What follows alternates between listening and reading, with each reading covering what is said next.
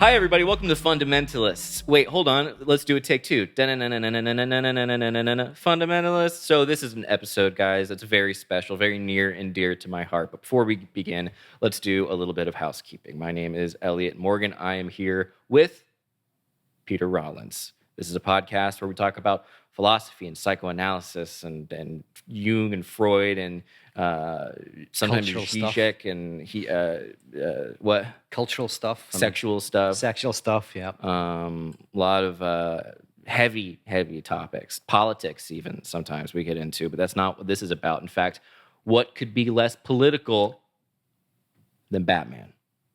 That's right, folks. We're talking about one of my favorite things in the world, which is Batman. I've gotten recently back into Batman, which is mildly embarrassing, I guess, but not really.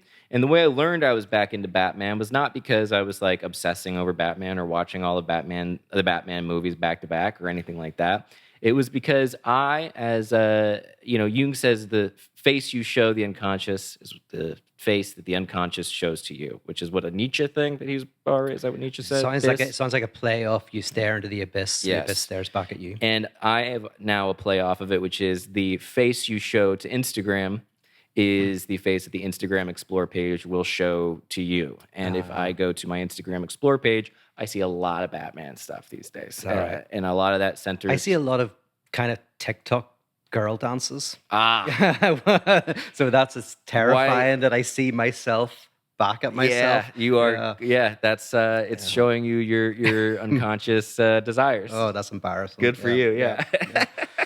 I have them too. They pop up all over the place. They're ubiquitous on every platform. Okay, that's good. That's good. It's not that's just me saving you. Yeah, from thank you. I sound appreciate like that. Goddamn perv.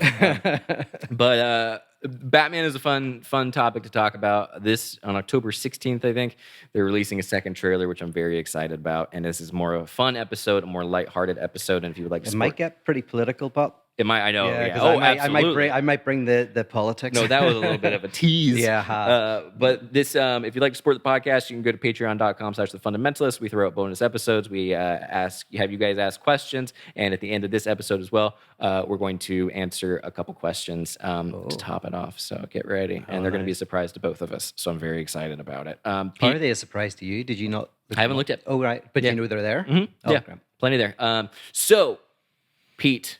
Yeah. Do you like Batman? I love Batman. By the way, when you said you weren't watching them back to back, I thought maybe you were. Like, have you done them from the very beginning? Have you gone right back to the? No. Because I haven't done an that. Interesting way to do it. I'm not a purist like that. I don't really do that kind of. I feel like as big of a Batman fan as I am, I'm not like I'm not going to Comic-Con like dressed as Batman or anything. But are you a Nolan Batman guy? Love That's Nolan's. what you mean when you say you're a Batman guy. You know what my favorite is though? Burton's 1989's Batman, as well as 1992's Batman Returns, which I did try to rewatch recently, and it was literally too violent and dark for me to enjoy at all. It was too much. I was like, ew, gross, can't handle it. So I don't know if that means I'm getting old or if I'm like still very, very young. The Tim Burton one? Yeah. So he did two? Yeah, he did two. Because I remember there's the Joker one, Jack Nicholson. Yeah. Right, that's number one. Classic. Yeah, it's amazing. What was number two? Batman Returns, Penguin, Catwoman. Oh, Max Schreck, played by, I'm blanking on his name, Christopher Walken. But it was really It's insanely dark. Basically, what happened was Tim Burton made a movie. He brought Batman from the lore of 1960s Adam West into this dark, grungy, gothic thing, and it came out in 1989. I was 2 years old when it came out, and I remember being a Batman fan prior to basically anything in my life. And it was such a huge, massive success that Warner Brothers allowed Tim Burton to do whatever the heck he wanted to do with the next one. He could do any kind of, make it as Burton-y as he wanted. And boy, I mean, the whole plot, I don't know if you guys remember Batman Returns, the plot is basically that the Penguin like captures all the babies in the city and is going to kill all of them or like drown them essentially. And the Penguin is played by Danny DeVito, a horrifying character and very scary. Like bites off a guy's nose in the middle of the movie. Batman's like barely in it for the first quarter or half. And it's just like truly the darkest Batman movie I've ever seen. Still so cool though. Still so cool. And it's like set during Christmas. So it's like Gotham and it's snowing. But of course, I love the Nolan verse, and that's probably what we'll be talking about a lot in this episode. Yeah. Okay. Very. I'll good. just keep talking about Batman. So I love the fact that you know the years, you know the thing. Absolutely. And that give us before we get into it, because I want to talk about the various kind of like worldviews of Bane and Joker and Batman's in the Nolan universe. Sure. But before that, tell me about the new film, because I don't know much about it. I will. I do know it's going to be like you told me it's more like almost like a horror. That's what they're saying. Movie, Might be like a horror action movie, as realistic as the quote unquote Nolan verse was. This is apparently going to be far more hyper realistic. To the point that the bat emblem, I believe, on Pattinson's chest is a weapon that you can, as a batarang, essentially, that he grabs and shoots around everywhere. But yeah, apparently the reviews are very good. Paul Dano plays the Riddler, and it's apparently very similar to, it's a playoff of the Zodiac killer. Okay, very good. Who I found out today, they allegedly have found. Through, is it DNA stuff? It's really interesting. It's also through the coding. They oh, that's right. They decoded like 6 months ago or a year ago. They decoded one of the and you had to know his full name, and then they found like evidence of scars on this guy's head, pictures of scars on his forehead that matched like sketches and stuff. But it turns out that he's dead. Because he would be very old now, wouldn't he? Yeah, he would have been very old. Yeah. He died in 2018. Yeah. So who was he? Like, was he one of the people they suspected? I don't know much about the Zodiac killer, but I don't either. But it's interesting that it happened the day after we did, or a couple days after we did a whole episode on our obsession with serial killers and true crime and that kind of stuff. But yeah, I don't know enough about it right now. But we might do a follow up on it. No follow-up episode on that. So a Zodiac killer style Riddler, I think, is going to be so cool. And then, of course, like Zoe Kravitz plays Catwoman, and you got Colin Farrell playing Penguin. I do know a lot about this. I see why the Instagram algorithm, and now that I'm talking, the phone can hear me. So anyway, yes, let's talk philosophy and not just me stating facts about this. Oh, and it's also by Matt Reeves, who did Cloverfield and all those movies. Oh yeah, very good, very good. Yeah. So when you mentioned about this morning, I was thinking about it, and okay. What Nolan does really well, right? There's a really interesting contradiction at the heart of Batman, and Nolan really explores it very well. But it's that obviously Bruce Wayne, if spoiler alert, is Batman. Shit. And just in case, but he makes his money through speculation on the markets, I think arms dealing as well, and that's how Wayne Industries has made this kind of phenomenal amount of money. And then Bruce Wayne takes some of that money and uses it to build military grade equipment that he then uses to battle these supervillains and their henchmen. Right from research and development, that was a underfunded program that Lucius Fox ran. Yes. But as I remember from the Nolan thing, like one guy was saying, like, you are bleeding money into this. Like, money is just. Oh, really? I thought it was the opposite. I thought he was like, you go here to die, basically. Well, no, but there's so much money being poured into. Because remember that guy, he then goes, oh, there's a discrepancy here. Because I think he sees a discrepancy because there's all of this money. Oh, so good. It's very good. Very good. And the other thing, obviously, before we get into that, is Batman has a kind of death drive, a repetition compulsion because his family died. And he's been unable to kind of overcome that trauma. And so this is kind of motivated this drive to fight the petty crime and all of that in Gotham City. But of course, the contradiction here is that potentially what creates the problem within Gotham City is precisely industries like Wayne Industry that makes phenomenal amounts of money. And then he takes that money and then he beats up these criminals. So even though the supervillains might be pathological, the people that work for the supervillains, they're doing it because obviously they can't get jobs. They don't have education. They have to, pay for their families, all of that.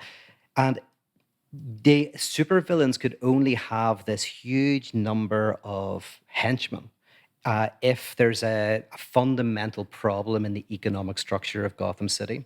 So you get this sense that the very problem that something like Wayne Industries is creating among the poor is then what Batman is fighting. So during the day, he creates the conditions for what he fights at night. this causes a certain, problem. And this makes the Joker an interesting character. So what you've got right, Raz Al Ghul. Is it Raz Al? Yeah, I think either Right. Raz, yeah. Raz, whatever. So his solution is, he says that Gotham City, and correct me if I'm wrong on this, Gotham City is irredeemably corrupt and destructive and should be destroyed. So that's his solution. Rebuild it, burn it down, rebuild it. Rebuild it, burn it down. And so that's their solution. They're going like, this is irredeemably violent, corrupt, and destructive. And then obviously Bane is kind of carrying on that. Then Batman is a kind of figure, a conservative figure in a sense. Batman is saying there's just some corrupt criminals in Gotham City, and if we get rid of those corrupt criminals, this system will work well. Yeah. So he's the idea that these explosions of supervillains is just kind of like a cancer that can be cut out. It's not integral to the economic system of Gotham City himself.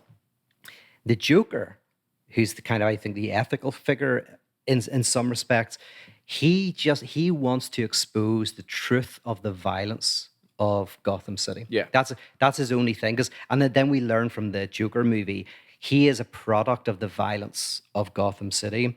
And the Joker's thing is just going like, I want to show Batman. I want to literally show Batman that the thing that he thinks is pure and good, and there's just a few bad apples, and if we get rid of them, everything would be great. The Joker wants to rip the Band-Aid off and say, listen, this is a cesspool of violence and destruction. And that's exactly what Batman won't acknowledge. I love it. Couple things. Right. Many interpretations of Batman are out there, as we were previously discussing. One of my favorite with the Joker, who I view as like the ultimate trickster villain, who's, like you're saying, exposing the rottedness of the whole situation. Because he is, in one sense, the symptom of the rot. Yeah. One of my favorite, and I can't, is he, because I know he is in Burton's verse, which I really liked, where it was, he falls into the vat, you know, and this chemical thing, and he's just like a petty criminal, isn't that right? And then just and then he gets kind of morphed into it. What I love though about In the Dark Knight is, and obviously Heath Ledger's an amazing performance, whatever, his insistence on constantly changing his story. Yeah. I love that. Absolutely. And so he just pops up as this mysterious, we don't know where his clothes came from. We don't know what this is. And, he's got no ID on him. He's just this thing that like almost like vaporizes into, or poofs into existence and just starts destroying everything. Yes. So you can't trace him back to any particular, if only we had this better, if only Gotham had a better education system, or if only Gotham had better justice or legal department, that we not have this. It's like, no, he just appears. Like, he's just this sort of evil incarnate that is so fun. Yeah, no, absolutely. And Zizek talks about that a lot. It was one of the fears of the Joker film, and I don't think it fell for this, but there was a fear that they would give such a backstory to the Joker that you would kind of like ruin that mystique, because the mystique of Nolan's Joker is he is an event. Yeah, he's an event. Yeah, totally. And not something that can be traced back. What was I going to say about that? Go ahead. Which also, I mean, I just have to say, I am also my bar is pretty low for anything involving Batman. I'm not a fan of the Snyder Batman. Or the current kind of Ben Affleck Batman. I think he does a great job, but it's just not, there's not enough, I don't know. It doesn't have enough style, doesn't have enough stuff going on in it. It's just a superhero. It's a superhero kind of movie. But the Joker movie, the Joaquin Phoenix thing, I thought was really great. But I tried rewatching it, and it was like Batman Returns, where I was like, nope, too dark, not exactly like, just not striking enough fun for me, but it is very phenomenal. Like I, as you know, despise Hollywood, but it's one of the few good movies that came out of Hollywood. It's very good, and it's unfortunate, I think, that it became a sort of it's not unfortunate. I love the memes. I love a few months ago, my brother was texting me photos of this car he saw in a parking lot, and it was a car that had been decked out with all this Joker paraphernalia, and it said like, "Why so serious?" on the license plate, and it was like, "You won't like me when I'm smiling," and all this, and it's just pictures of Joaquin Phoenix, and he's like smoking a cigarette, and it has kind of become sort of like almost what the Juggalos were when I was in high school, or like Manson fans, where he's become this symbol for almost like a goth movement, or like these dudes who are kind of like the trench coat, the kids that wear trench coat, and they're like, "This is me, this is who I am." He's become very idolized, which I didn't feel that in the movie. I wasn't like, yeah, but it was, I thought, very accurate psychologically. So Yeah, and that's the thing about the Nolan's Joker is, in Kantian terms, he would be called a non-pathological evil. So there's like and what Kant means by pathology is basically self-interest, right? You can do evil because you want to make money, because you want to have sex, because you want to be famous. You can kind of commit crimes. Yeah, it has an end. Yeah, it has an end. And you can do good things that are pathological. Again, you do ethical things, but actually you do it because you want to look good, you want to whatever the fame. But what Nolan paints is a non-pathological evil character, and which is part of what you're saying, is that there's no background. And there's that beautiful line where the butler says to the Batman, like that he says, when I was in the special forces and somewhere in the Congo or something, he says, yeah, this guy who we tried to bribe the villages, find out who he was. This guy was just chucking these diamonds out, had no interest. Sometimes people just want to watch the world burn. And that's the interesting thing about the Joker, is it's one of the most beautiful kind of figures of a non-pathological evil. Yeah, and remember he burns the money of the mobsters. Everything burns. Everything burns. So good. Now I just want to. We'll end this. I'm going to go watch the movie, but what was it? Oh yeah, so not only in that iteration of the Joker does he not really have a past, but he also doesn't have a future, because he's not aiming for some kind of crazy like, I'm going to control the world, my Dr. Evil maniacal plan.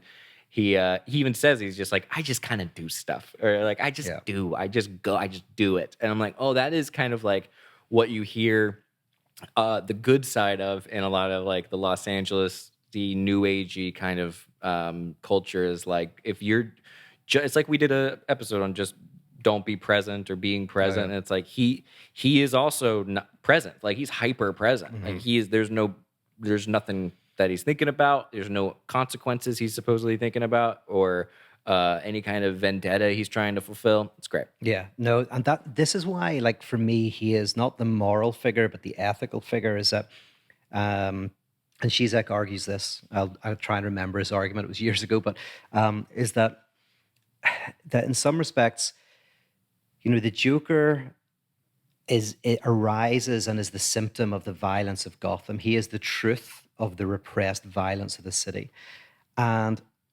he, in a sense, we have to pass through the experience of the Joker. She's like saying that almost that you have to see what, like, the Batman is struggling not to acknowledge, is that there is something profoundly violent that actually supports the city itself. And it's not just some sort of like small group that you can cut out and will make society run well. There's some rot within the society itself that needs to be uncovered.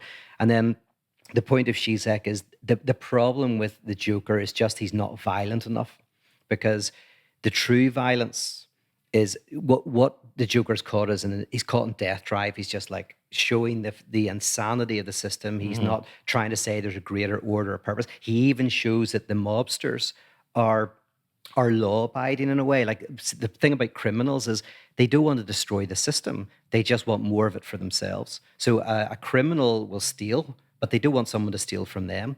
They just want to kind of like, there's like crimes within the system, and then there's the crime against the system. Yeah. And mobsters are just doing crimes within the system, whereas the Joker wants to do a crime against the system itself. So he's the great criminal, the criminal who is, it's almost like if you think about someone shoplifting chocolate, that's a crime within the system. But if you think about how the chocolate, where the cocoa beans came from, and all of the violence that got that chocolate bar into the shop, that's the criminality of the structure itself.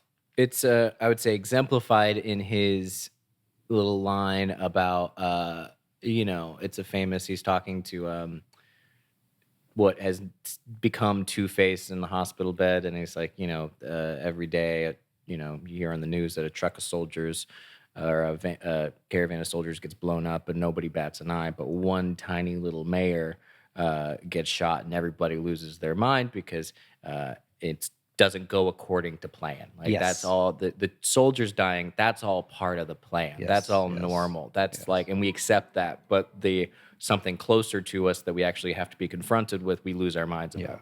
Now, if I wanted to say something controversial, which I don't, I would say that is the move from Trump to Biden. It's like, give us someone who wears a suit and a tie and says things right and doesn't show us the violence of the system. But I wouldn't say Nicolas that. Cage, Nicolas Detention Center. Nicolas Detention Center. Yeah. So the thing, so the Joker exposes is almost like the symptom made manifest, and in fact, that's why. That's a great comment you just made. I was still thinking about it. That was really good. I like that a lot. Which one? I'm not going to repeat it because I don't want to be controversial, but right. the one I really liked it. Yeah. Oh, thanks. And by the way, also Dent, right? Dent takes on the identity of Batman. So at the point when the Joker says, I want you to reveal yourself, want you to show yourself, basically the behind the mask is just this rich kind of billionaire who's kind of part of the very structure. He throws these charity gigs and all of that. I want you to identify.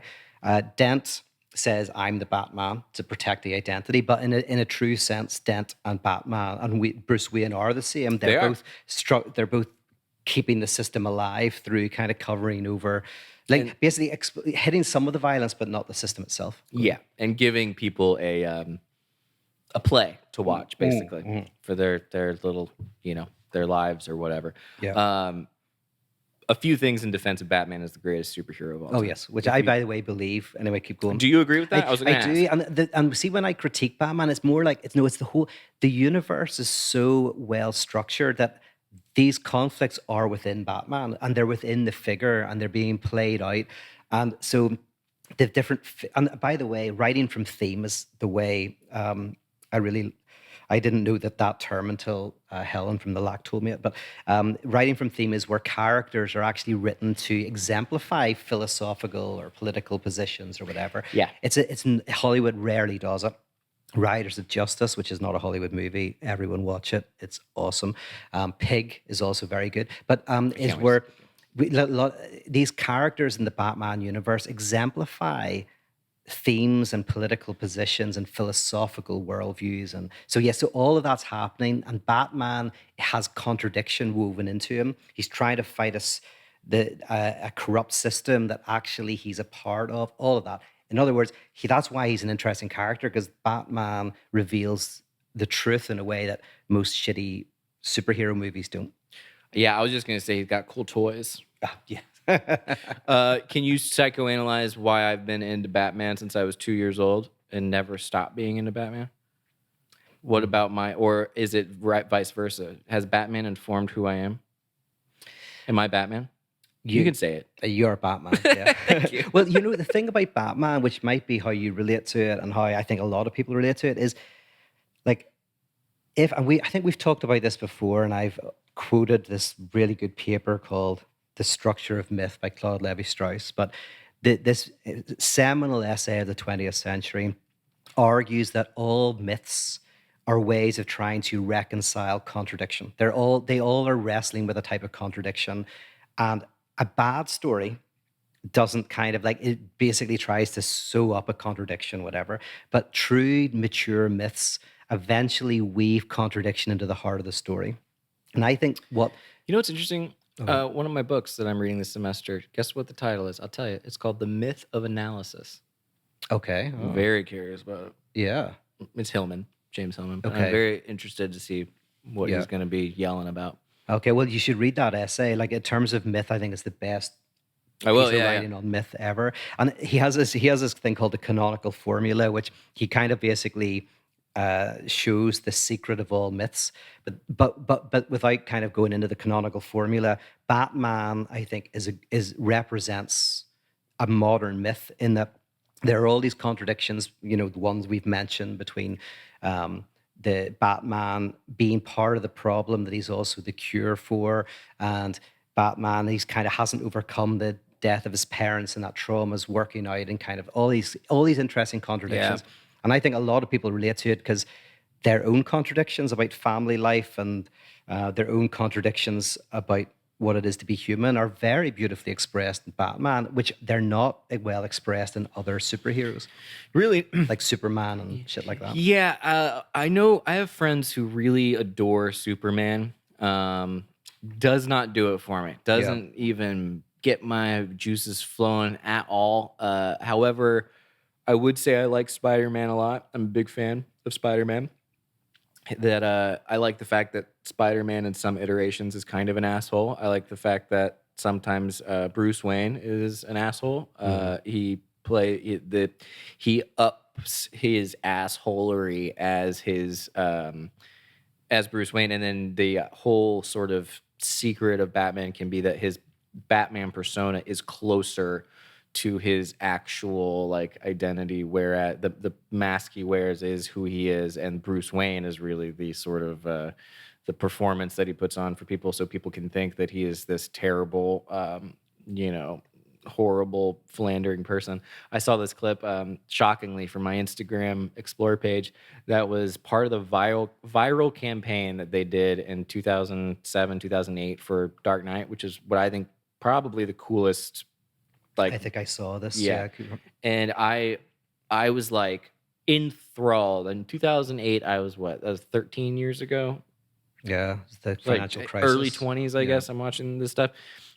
The internet looked different. It was a lot more like, harder to navigate. But I was seeing all these videos pop up, and it was like blowing my mind. I'd never seen anything like that. So it was like they took Batman Begins, which was a great movie, and then turned this Dark Knight thing into a whole campaign. But one of the videos that popped up was Bruce Wayne on a news video. It's not part of the movie at all, and it's just Christian Bale as Bruce Wayne, and he just starts saying, they start trying to get in his face at a dinner at a table at a restaurant, and he's like, I don't I don't like politicians because you never know what you're going to get with them, but I tell you, if any of them are running on doing away with speeding tickets, they've got my vote. And it's just like a douchey thing. It was so over the top douchebag thing. And you're like, oh, okay. Like they just released that not as part of the movie, but just put it on the internet. Like that's some cool stuff, man. And now it's like commonplace that we have all these viral campaigns. But that back then was like, oh goodness. Yeah. So cool. I remember that, and a few people have done it since. They did it for Prometheus, I think, as well. But that was right back at the beginning of very new kind of. That was very cool. I loved it. I had a great time with it. But I wonder actually as well that because you mentioned Spider-Man and Batman, like they're both kind of like kind of existential Christian absurd stories in that as well. They bring together the finite and the infinite, the super and so the idea in Christianity as a story is that the infinite becomes finite. So you have this person walking through the world who is both the infinite and the kind of ground of being, and also at the same time a completely normal, fragile, trauma-ridden individual. And superhero movies like Batman and Spider-Man again it's the absurd, the existential absurd. These are characters who, for Spider-Man, he has superpowers, and yet he's just this kid, this regular kid trying to navigate life. He's kind of punk. What's that? He's like a punk. He's not trying to be like a big hero. And he's also a bit shit. He's a bit kind of like, and that's the whole thing of Kierkegaard says, the idea of Jesus would be ugly and completely unremarkable in every single way. And like Spider-Man is like that. He's just this stupid punk kid who's not good with women. He's messing up. And yet at the same time, so these superhero movies do play with contradiction, but most of them try to resolve the contradiction. Whereas Batman, and maybe Spider-Man, but Batman really, and I think this is what Nolan does very well, doesn't try to resolve the contradictions, doesn't try to kind of sew it up. But what Claude Lévi-Strauss calls a double twist is that the contradictions all kind of like interweave with each other in an interesting way. And so it's a perennial archetype in a maybe Jungian sense, but in a non-Jungian sense as well, in the sense of that's who we all are. We're the contradiction of the universe. Yeah, it's so now that you mention that all makes sense. I figured it out. I've psychoanalyzed myself. Okay. Cool. Because I'm reading now, I'm getting into the archetypal psychology part of this degree, and so I'm reading it and I'm learning about it. Yeah, I'm not sold totally, to tell you the truth, but I do love it. It's very poetic and beautiful, and I'm very into it. I'm reading about the pure Senex archetype and all that stuff. And Hillman is a polarizing figure, to say the least, and he's got a lot of crazy ideas. A lot of them I like. A lot of them don't sound Jungian at all to me. Like, he kind of leaves Jung like way behind, but a lot of the ideas behind archetypal psychology are this sort of union between the particular and the connection between the particular and the eternal. This sort of, that which we can't say or speak, or the patterns that we go through, blah, blah, blah, connecting our everyday experience or our personal histories and seeing them through the lens of something that we're sort of in a current on. It makes a lot of sense in light of what you were just saying regarding both Spider-Man and Batman having these kind of contradictions of terrible, and then also grandiose, big, whatever. Yeah. There's a point in there somewhere, and I don't know what it is. Yeah, I need to read this guy Hillman. And it's like reading it. It's like reading I read the intro to this book. Who is the guy who wrote the intro? Is my professor for this next class, and I hope I'm allowed to say that, and I won't say what the book was, but his intro is amazing. You're allowed to say that. I think I'm allowed to say that. Yeah, that's not a secret. I'm not going to start naming names, but it's not that it's published, but he did this great intro, and in the intro, he was like, some people, when they read Hillman, find him to be dilettantish. I was a big fan of that word. I was like, yeah. I was like, that's exactly correct. It's like, you nailed it. That is how I feel. And so reading him is very tough, but I am trying to get there because people on our Patreon have messaged and told me to give him more of a chance. And I go back and forth with him. I go into like, man, this guy's amazing. And then I go back to, well, you're just saying stuff. So. Yeah. I mean, that's, anyway, that'd be my worry with some of that stuff. And I'm not convinced about the archetype stuff. Anyway, that's beside the point. But, that's for a podcast. That's for another podcast. Later. So, yeah. But I will say, then what I was saying about the Joker, then, in terms of why I think why the Joker, in a sense, is the kind of the most interesting figure in the whole universe. Yeah. Is because potentially, and the role of the political theorist is to expose the violence that is not some sort of mere kind of cancer that can be cut out, but to expose the violence that is integral to the system itself, to expose Joker. The Joker, yes. So the Joker is the ethical, in the sense of, although he's doing it for no reason than just to expose it. But that's actually a very Hegelian move, is you expose the inherent violence within a given system for no other reason than by exposing the inherent violence. Only then can it actually change. So in a relationship where there's inherent conflicts, but it's all repressed and it comes out in a child who's anorexic, or a person who's working too hard, or all the things that it comes out in, is those are the symptoms. And people think, oh, my kid's bedwetting. If I can just help stop them bedwetting, they don't realize that the bedwetting is the concretization potentially of a repressed violence. The identified patient thing. Yes, that's right. Yeah, we talked about, that's good callback to another episode. But when that's revealed in, say, couples counseling, the couple has the opportunity now to reconfigure their relationship, either split up or split up with the type of relationship they have, but stay together. And by the way, that's an issue. That's a lot of people split up with people, but they don't split up with the type of relationship they have with people. And so they have the same type of relationship with different people, when the more radical act is sometimes staying together, but splitting up with the type of relationship you have with the other person. I love that. That's great. That's a lot of little you just wrote a little self-help pamphlet. There you go. All right. That was nice. Okay. it vomited out of your mouth so quick. It was Okay. people should play this podcast on like the 0.75 speed. The Irish, we speak very fast. We're always, especially the Northern Irish, we're like Yeah. speak too fast. But so the Joker then exposes, just like the therapist for the councils, exposes the repressed and the return of the repressed. The return of the repressed is the violence. It shows all of the inherent kind of problems that are within the structure. And then the true violence can happen, which is not against flesh and blood, but against the systems itself. So the reason why the Joker's not violent enough is his violence is against flesh and blood, against people, rather than against the system itself. But the only way you can get from drive to desire, from violence of people to violence to the system itself, is by first seeing the system in its violence. Yeah. Yeah. Did you see the new Suicide Squad? Oh, I did, yeah. Nice. David Dastmalchian's in it. Oh, yeah, Friend of ours.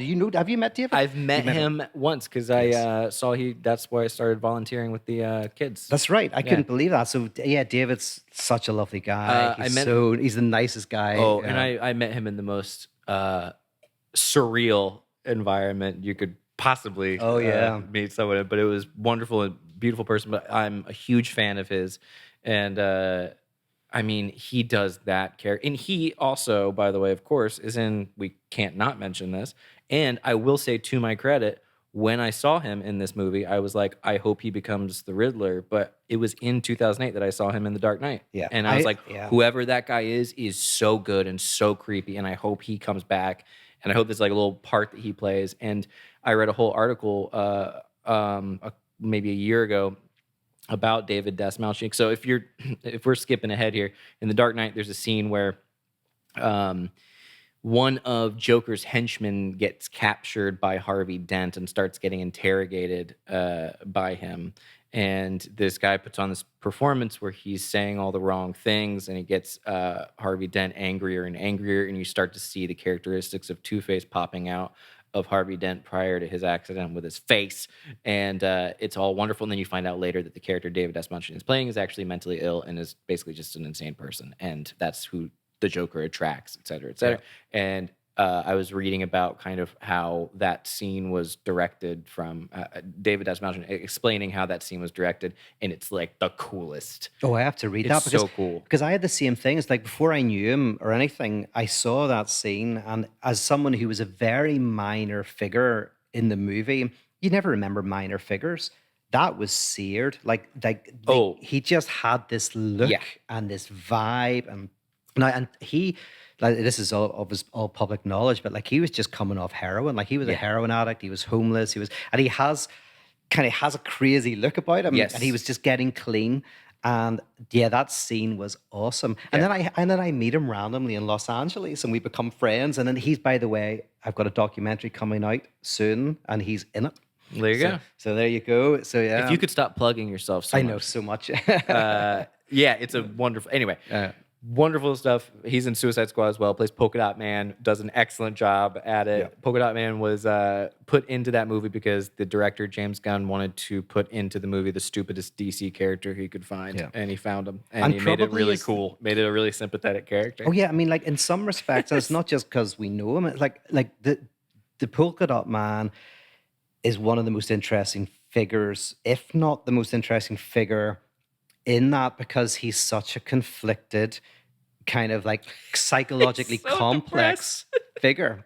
Yeah. He's so depressed that he's got polka dot popping out of his face. Like the best line, best line I loved it is whenever someone said, "We're going to die, aren't we?"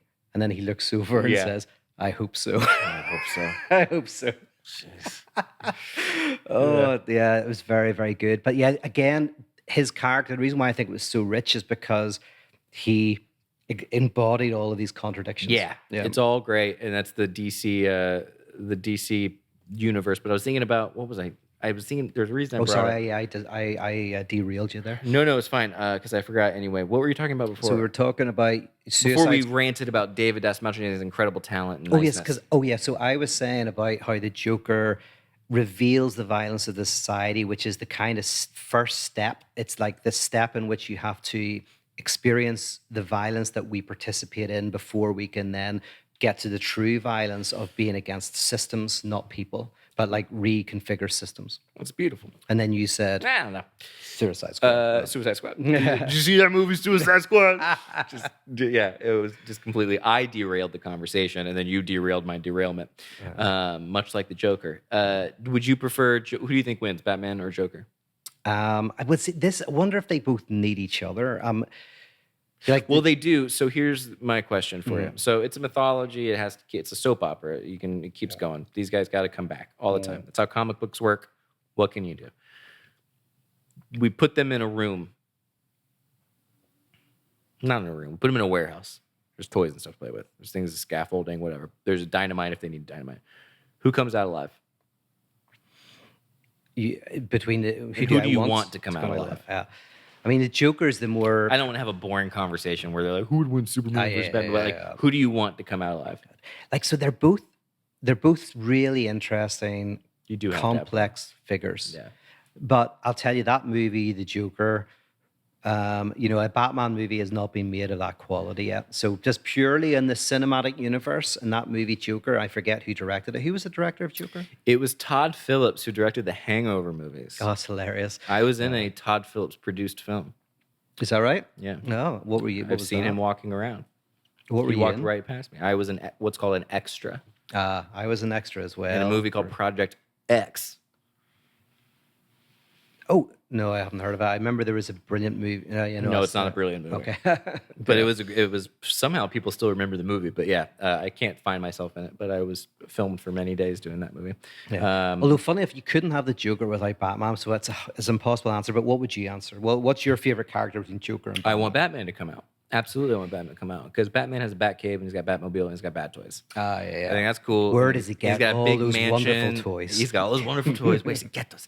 And he's got he's got a mansion and a butler. So I would much rather imagine myself as a Batman that can come out on top. But I like the way that you called Joker an ethical figure who exposes kind of. He serves an important function. Yeah, and it's precisely because he's non-pathological. It's like, because when you're within the system, you try to work within the system and get the best within the system, whether it's through good means or bad means. You're ultimately a utilitarian. But the Joker, and this is the difference between Marquis de Sade and Immanuel Kant.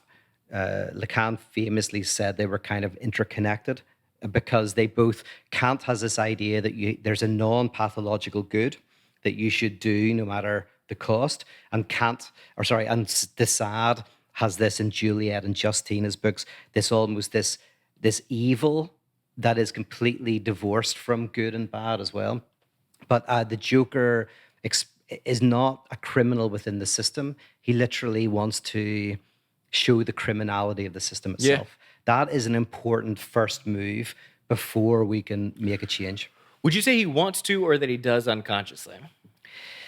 Yeah, I think, he is. Because he doesn't have a goal. Doesn't have a goal, I think maybe his only goal is to show the truth. Yeah. So he is the truth teller, his own. That's why he hates masks. And by the way, the Joker doesn't have a mask. He kind of is his mask in a way. Whereas Batman is hiding all the time, I saw a great thing on Instagram recently where the Justice League are all talking about having to rebuild this destroyed building, and they're all going like, does anybody know Bruce Wayne? And Batman's there going, keeping really quiet. Yeah. We need a lot of money. Batman, you know Bruce Wayne, don't you? He's like, well, not that well, No. So that's in Justice League? Yeah, it was just some little joke.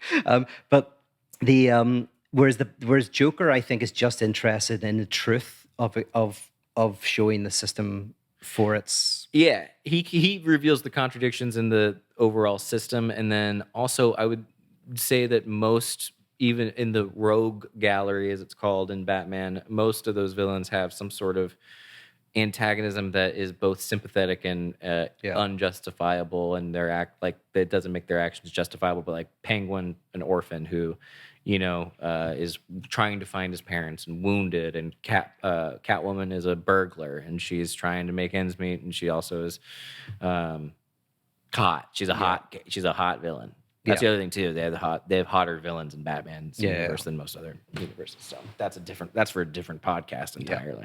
Not episode, totally different podcast. But that's where they're like they try to they psychologize certain criminals, and that's fine. But what makes the Joker so fascinating, even in Yeah, the I see what Joker you're saying. movie, is in the Joker movie that the talk show host says basically, are you political? Why are you doing this? And he's like, no, I'm not political. I'm not anything like that. I'm just trying to make people laugh. There's a thing. Even the Joker in the Joker movie is literally the concrete manifestation or symptom of the inherent violence of Gotham City made manifest incarnated in flesh and blood without political agenda, without psychological back, just is the incarnation of the violence. It's beautifully done. Yeah. And tough to watch. And tough to watch. I know I've only watched it once, and even though I think it's an incredible movie, I go like, if I think it's an incredible movie, why have I only watched it once? And I was like, oh, because it's quite harrowing. Like it takes it out of you, And I read the comments from people who are like, they don't want another one, and they are doing another one. They're doing a Joker 2. Apparently, Joaquin's back on and all that. And I'm like, there's part of me that's like, obviously, I would greenlight every Batman movie from every director if I could. It'd be all that all the time. But I also love the idea that there's in these universes that all these companies are making, there's branches that some people are like, no, and they're still like, no, we're gonna do another one. And I'm like, all right, like why not? No one has to like everything. Bring it on and let's see how it goes and see what happens. But there is a rumor that, and I don't believe this is true. There's a rumor that at the end of the upcoming film from Matt Reeves, starring Robert Pattinson as Bruce Wayne / Batman, there is a moment that surprises everyone, and there is speculation that it might be Joaquin Phoenix as Joker. Oh, that would be incredible. Now, if that happens, I would tell you right now, I will piss my pants. Yes. I would be like, they did it. Because I love that kind of weird twist, surprise, fan servicey. Like, because this is the thing I was about to say. I was about to say that they have not yet made a Batman movie that really has the same universe as the Joaquin Phoenix. To expose that it's in the same universe. That it's like, kind of level. So this might be the movie where it can actually be in that universe. I love that. And I'd be down if it's a totally different actor in that universe, because the timelines don't quite line up, apparently. Doesn't seem like they do anyway.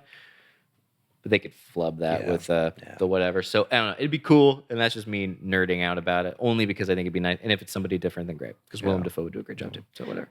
Well, here, in light of this idea that Batman, at its best, the best movies are embody and embed certain contradictions and help the viewer to experience those contradictions.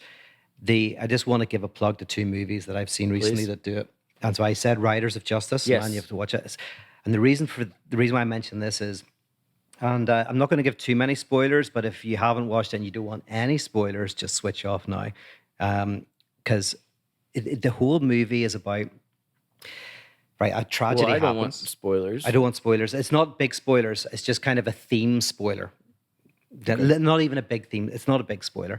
But at the very beginning, there's a tragedy. That's well known. Like this woman dies, and there's a point where she's being buried, and there's a minister who says kind of everything happens for a reason. Says it very eloquently, but that kind of idea.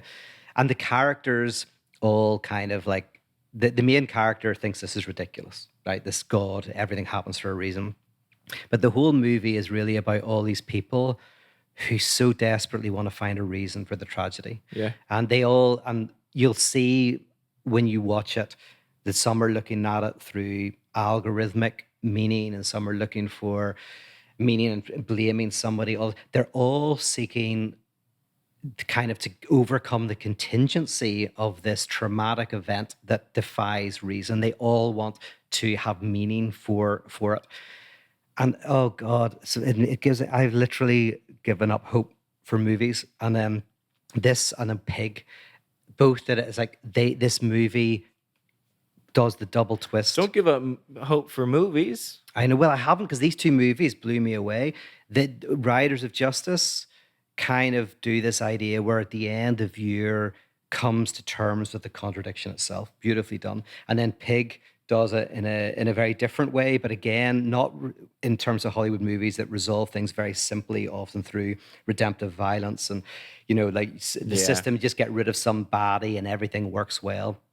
There's this beautiful kind of like non-reconciled reconciliation. There's a coming to terms with the fact that you can't come to terms within Pig. And I love the fact that I thought, and it's kind of advertised almost as a kind of John Wick within the chef world, because I think that's a very well said, but with a very, very big difference. So those are two movies that I really want you to watch. I want you to watch. Very big difference. I'm excited. Yeah, I will probably this weekend watch. I might have you come over and you can watch it with me. Oh yeah, watch it. Yeah, because will I leave this weekend? I leave on Saturday. Dang, I know. That's like the one. What are you doing Friday night? Don't know, nothing. All right, because I have a. We'll talk about it. Okay. So what are you going to read? It looks like you're going to read something. Yeah, we're going to answer some questions here, people. Okay. Okay, here we go. Did you ask a question recently, or is this from weeks ago? Or did you kind of go in and ask questions? This is from a few weeks ago. And I'm finding that nothing more has been added to it. Nothing more has been added, but there's still out there, and it's just we've covered a lot in the other episodes that we haven't posted. So I'm having a hard time remembering. Because I tend to not want to post things. Right. So we have to figure this part of this. We do a lot of podcasts that I just then think aren't good enough to be heard. So you don't get to hear them. All right. Here we go. I would love to hear an episode or a set on the various examples of antagonisms in other disciplines, specifically evolution. I know Pete also mentions wave/particle duality and Gödel's incompleteness theorem. Also, I second Sarah's point above. I watch episodes on YouTube and only found out about the Is There Meaning in the Universe episode from the Elliott mentioning it in this week's podcast. So apparently, guys, we do have a video version at youtube.com/Elliott Morgan. Various examples of antagonisms in other disciplines, specifically evolution. Pete? I mean, I would venture to say that the entire system of evolution is built on antagonism. Exactly, absolutely. So for me, modern science is so one of the arguments that Claude Lévi-Strauss makes in this article is that ancient myths have this basic structure where they're trying to overcome contradiction, and then they weave contradiction into them. Yes. And then he says at the very end of the article, what's that? Like a sitcom. Yeah, maybe there's probably Seinfeld does it. I need to watch Seinfeld. Is that, and then he says, this is actually the same, not just in kind of like any kind of tribal society. This is also the same in any kind of scientific enterprise. Is that eventually a scientific enterprise in trying to overcome contradiction kind of finds a way to integrate contradiction. And so what was mentioned in that comment was, of course, Gödel's incompleteness theorem, which is where mathematics comes into conflict with its own antagonism.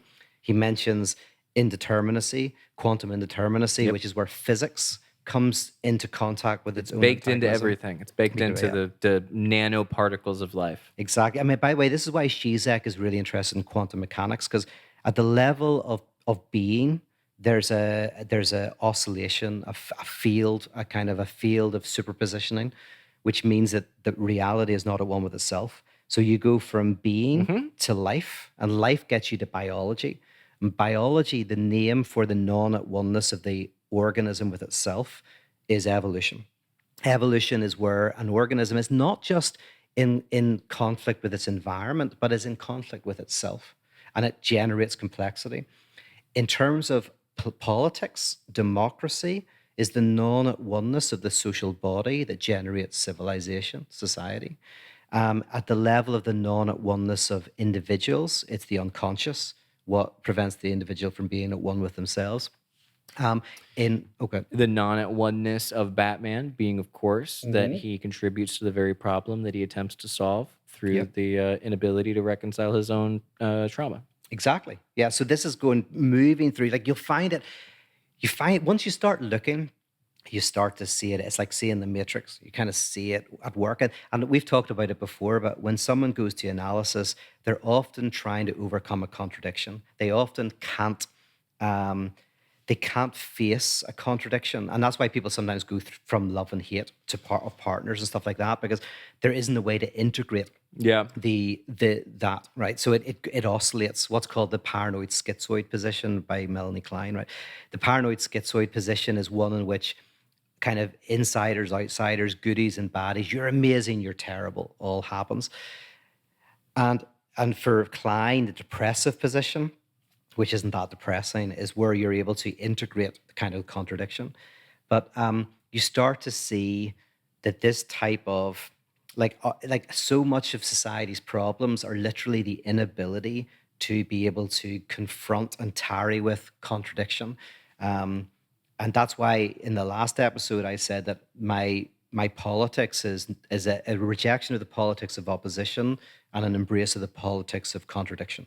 Yeah. I love that. Excellently said. If you guys would like to ask questions and have them possibly included in a future episode, you can go to patreon.com/thefundamentalists, where you can get bonus episodes and whatnot. In terms of takeaways, thank you, Pete, for letting me ramble on about Batman for a while. Great. It's very fun. I added next to nothing psychologically or philosophically or psychoanalytically, but it's nice to be able to get that out of my system. So, all right, guy, I loved it. I enjoyed our Batman conversation. Any takeaways? Do you have a takeaway? No? Good? Not really. All right. Bye, everybody. Thank you so much. Bye.